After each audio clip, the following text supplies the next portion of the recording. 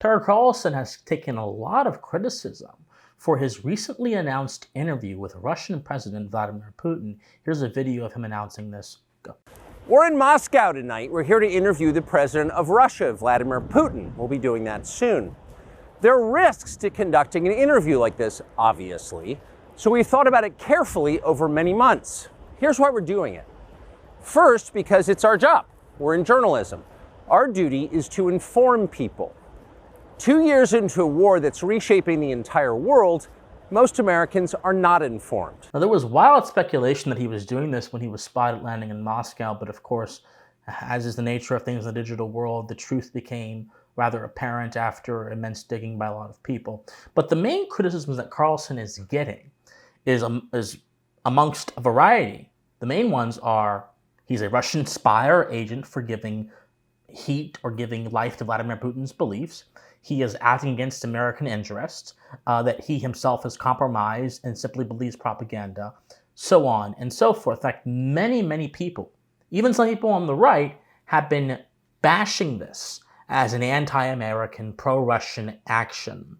And when I made a post on Twitter in support of this, not on the basis of wanting to support Vladimir Putin or wanting to support the Russian government or wanting to support any government, but on the basis of merely wanting to support the truth and protect the integrity of epistemic inquiry, I was also met with vicious character assaults from people, PhDs, professors, that are supposed to be above that idea in the ideal sense of their positions. But of course, as we know, professors, PhDs, a lot of them are actually perhaps more captured by intellectual nonsense than those of us who don't have the pretensions of an institution tied to our good name and tied to our life. Different story, different day. We'll discuss that later. But I wanted to address this kind of reaction from a few angles here, because I think I see a lot of mediocre thinking implied in the argument that Carlson is somehow a Russian agent or a Russian spy or is acting against American interests and should not do this.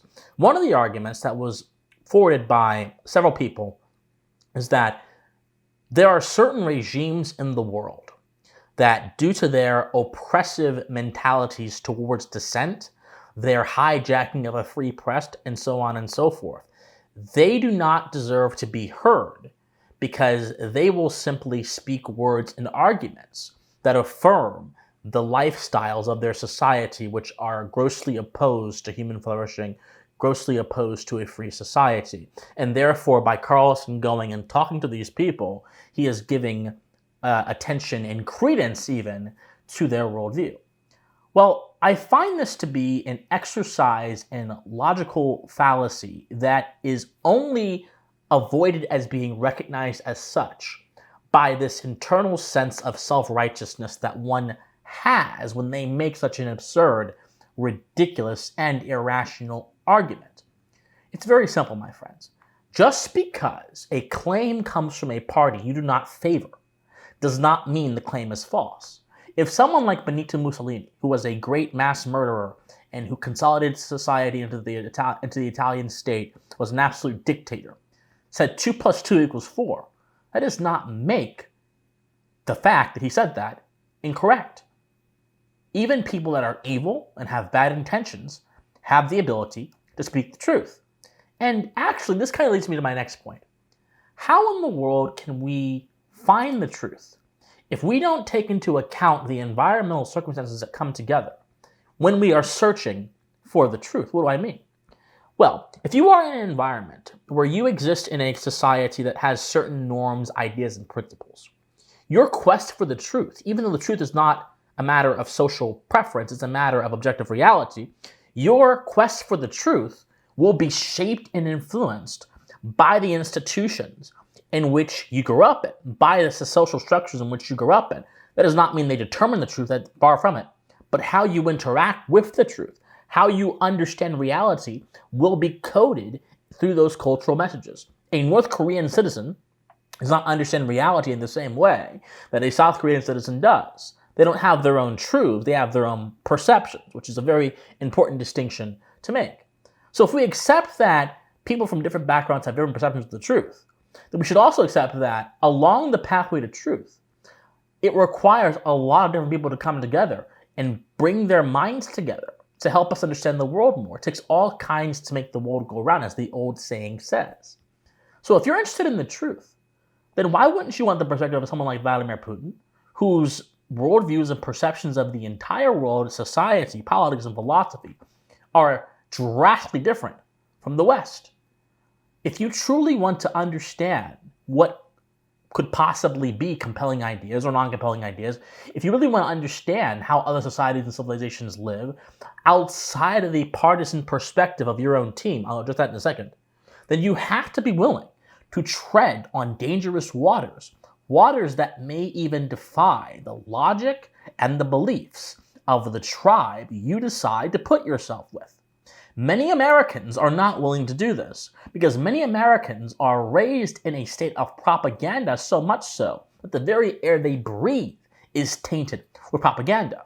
I say this as an American myself, someone who loves his country and loves the philosophy of his country and takes a very hardline approach in wanting to defend that philosophy from all enemies, foreign and domestic. But in order to pursue that American vision, you have to be willing to open yourself to free inquiry, even into those who themselves may be unsavory characters, even into those who you may disagree with. The truth is, a lot of the people that are objecting to Carlson and calling him a Russian agent or a Russian spy and saying that this interview will simply try to valorize Putin, or as the EU is trying to say, it'll simply try to also bolster Putin's profile, so the EU wants to sanction a journalist for doing what journalists are supposed to do. Interesting. Regardless of what the nature of why people are saying that is, I believe the primary cause is the immense propaganda coming from the State Department in America. Let me clarify this by saying something. When you understand the dynamics of institutions that organize foreign policy in the world, then you will no longer have a blind devotion to one institutional team or the other. You will be able to approach these issues from a rather impartial lens that will then bolster your understanding of the dynamics of foreign policy. In foreign policy, every country and its diplomatic institutions have their own narrative. No country's foreign policy narrative is 100% objective. The Russians will try to paint Russia in the best light, as they did when they invented the word disinformatia, which is actually our modern day word disinformation. The very engineering of that word was actually had built-in anti-Western sentiment. And the American government, which has lied about many things, all governments will try to craft a narrative to benefit their own country, whether it be through inventing new words, whether it be through propaganda, whether it be through misdirection, diversion. This is how geopolitics is run. The art of manipulation is geopolitics, because the geopolitical order we have right now in the West is not one built off of trust and honesty.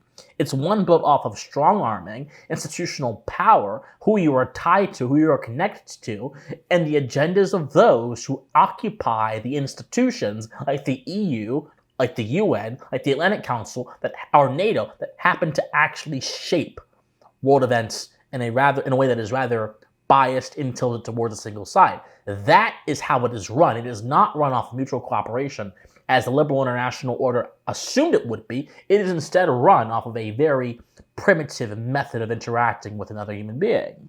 The American foreign policy establishment and the Russian foreign policy establishment are similar insofar as they both deploy rhetoric and information manipulation to paint their respective camps in the best light possible.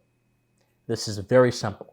And some people will belong to tribes whose perspectives are entirely shaped by the respective diplomatic institutions of their own country, and they will then use that line of reasoning, that flawed, manipulated, distorted rhetorical reasoning, which doesn't really seek to embolden the intellect, but instead seeks to push forward the agenda of the geopolitical institution involved to attack those that they see as opposing their team.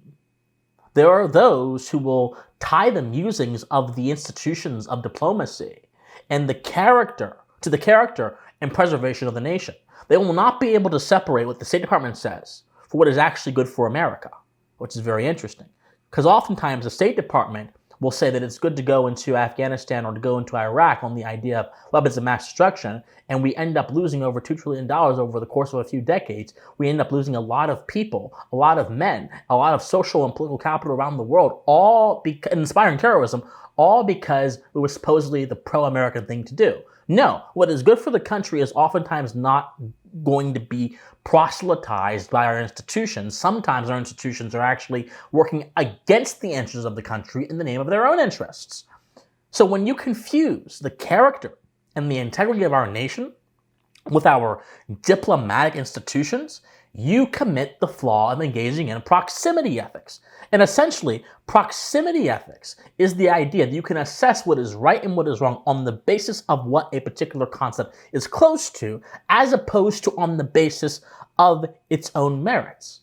The State Department is in America, but it is not always pro-America. But oftentimes, it will uphold its foreign policy prescriptions, and those prescriptions will harm our country's standing in the world. And the State Department is also concerned with upholding the norms of Western geopolitical order, which may also go against the concerns and the needs of our own nation. Russia and other nations also lie and they scheme as well. It is the mark of a mature mind to take an impartial attitude towards foreign policy narratives and analyze them according to their own merits, not their origins. Just because it comes from Putin or America does not mean it's true or false. Look at the actual issue, consider its merits, and make your decision on that basis, regardless of what your favorite country or its team has to say. America may tell the truth, and Russia may lie, and vice versa. An impartial approach is the only way to find out what is true. So in all honesty, good on Tucker. Good on him for undertaking the principle of epistemic humility, where so many people, including many educated men, whose intellect is gutted up and bound up and tied up with so much of the stuff they've been indoctrinated in, the dogmas they hold on to, bequeathed upon them by their institutions, so much so that it blinds their ability to think clearly, which is the basic precept of what makes a human being a human being. If you cannot think clearly, you are no longer a human being. You become less than a human being because human beings are the only creature in this world defined by our rationality and our rational potential. But when your agenda does not require thinking, and instead it requires subservience, as the current geopolitical order and its own narratives require, they don't require thinking or consideration of the facts or philosophy. They require instead subservience in order to be pushed forth. Then you don't need philosophy or thinking, or you need people to think at all. You need people to be puppets and to be sheep. Carlson's refusing to do that by courageously and daringly seeking to find the truth. Now, you can criticize his interview when it comes out. You may be able to say he wasn't tough or whatever. I don't know. We'll see when it actually comes out and have a video analyzing the interview itself. But we don't have to use proximity to assess the rightness or wrongness of something. We don't have to use tribalism and geopolitical tribalism to assess what is right or wrong. We don't have to use any of that. We can simply look at the content of something and ask ourselves from an issue of first principles, not political interest, first principles. A, does this serve the pursuit of truth? B, does this refine the mind? And C, will this allow people to have a more enriched perspective on the world? Interviewing a man who is arguably one of the most powerful leaders in the world, who has one of the most influential countries geopolitically in the world, and whose name is oftentimes informed and influenced by the musings of particular power interest in the world, whether it be his own in Russia or whether it be the State Department. That is an undertaking that will certainly help people think better. It'll enrich their pursuit of truth, and it'll most certainly cause them to look beyond their own predispositions on these issues. And for that reason, Carlson should be praised. Conservatism, my friends, is not about being stuffy and arrogant and presuming you know everything.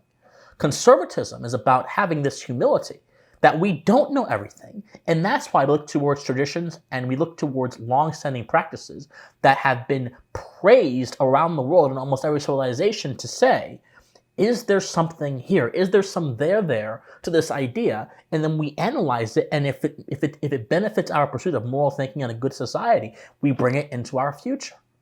That is the only way we can function in a good and sound political order.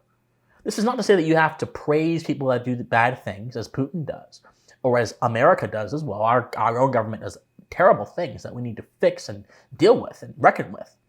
And more folks are awakening to that fact. But it does mean you should not have a simplistic viewpoint of all of these things, and you should instead be willing to make moral judgments on the basis of the facts and not on the basis of what or whose team someone is on.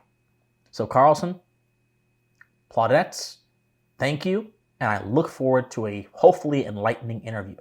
My friends, if you like this video, comment, share, subscribe. Be sure to do everything you can to get it out there. Also, be sure to donate to me if you want to. I have all that information in the comment section down below. My friends, study history, study philosophy, stay morally convicted, and please, stay pensive.